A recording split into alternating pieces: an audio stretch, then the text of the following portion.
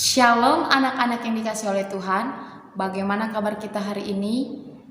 Semuanya kabar sukacita, amin. Karena kita selalu dalam lindungan Tuhan.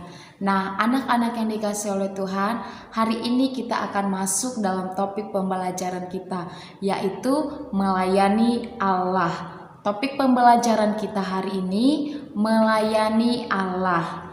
Nah, anak-anak yang dikasih oleh Tuhan, tujuan manusia diciptakan Allah adalah untuk melayani Dia dan sesama. Dalam ibadah, manusia menyembah dan memuji Tuhan. Manusia mempersembahkan korban persembahan, nyanyian pengagungan, doa, pujian bagi kemuliaan Tuhan Yesus Kristus. Nah, selain melayani Allah melalui puji-pujian dan korban persembahan, melayani Allah juga dilakukan dalam perilaku setiap hari. Itulah contoh kita untuk melayani Allah. Nah, anak-anak Tuhan, mari kita melihat bagaimana cara melayani Allah. Di dalam video, pelayan kecil melayani Allah melalui perkataan dan perbuatan. Mari kita melihat bersama-sama video berikut ini. Pelayan kecil melayani Allah. Pekabaran, kita melayani Allah dengan apa yang kita lakukan dan kita katakan. Apakah kalian tahu bagaimana caranya melayani Allah? Pelayan kecil melayani Allah dengan perkataan dan perbuatannya.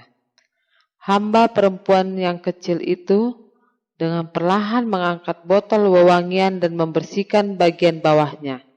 Botol-botol itu biasanya berkilauan di bawah cahaya yang langsung jatuh melewati jendela kamar itu.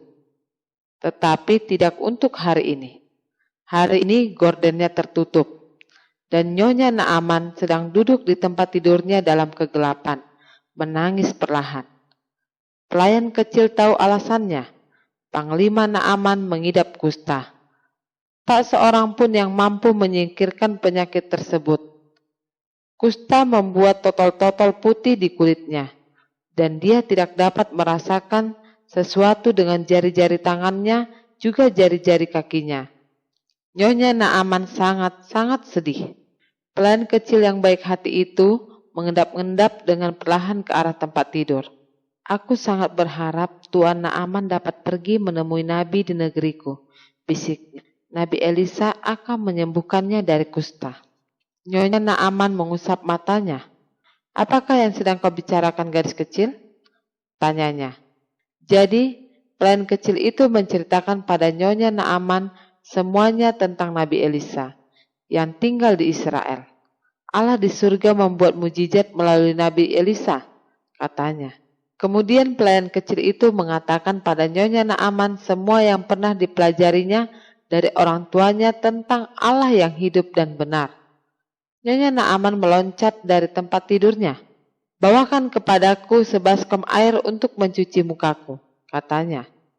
Aku harus berbicara dengan suamiku. Panglima Naaman adalah salah seorang panglima angkatan bersenjata raja. Jadi, Naaman mengatakan kepada raja apa yang diceritakan oleh pelayan kecil itu kepada istrinya. Pergilah, kata raja itu. Pergilah dan kunjungilah nabi itu. Aku akan mengirimkan sebuah surat kepada Raja Israel untukmu. Panglima Naaman membawa perak dan koin emas dan 10 pasang jubah yang indah bersamanya. Ini akan menjadi hadiah apabila dia disembuhkan. Tetapi waktu Raja Israel membaca surat dari Raja Syria, dia merasa terganggu.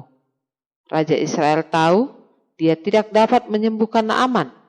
Dia tidak mengerti mengapa Raja Syria berpikir bahwa dia dapat melakukannya. Dia merasa khawatir. Bagaimanakah jika Naaman tidak dapat disembuhkan? Akankah Raja Syria menyerang Israel kembali? Nabi Elisa mendengar tentang kunjungan Naaman. Elisa mengirimkan pesan kepada Raja Israel. Mengapa kamu kesal?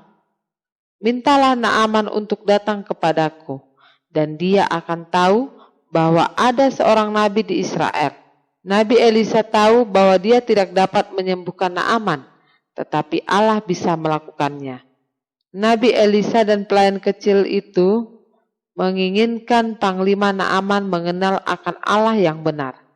Pelayan kecil menunjukkan kasihnya pada Allah pada waktu dia membantu Nyonya Naaman. Dan dalam segala hal yang telah dikatakannya, dia senang membagikan Allah kepada orang lain. Kamu juga dapat melayani Allah dengan perkataan dan perbuatanmu. Dengan itulah bagaimana orang lain akan tahu bahwa kamu mengasihi Allah. Nah, anak-anak hebat, untuk tugas HBL kita hari ini, tuliskanlah kembali cerita di dalam video seorang pelayan kecil melayani Allah dengan bahasa sendiri. Ingat, tuliskanlah kembali cerita dalam video seorang pelayan kecil yang melayani Allah. Bagaimana pelayan kecil ini melayani Allah dengan perkataan dan perbuatannya. Kalau sudah selesai, boleh dikirim kepada setiap homeroomnya masing-masing. Tetap semangat, jaga kesehatan, dan selalu ingat berdoa kepada Tuhan Yesus Kristus. Tuhan memberkati kita semuanya. Shalom.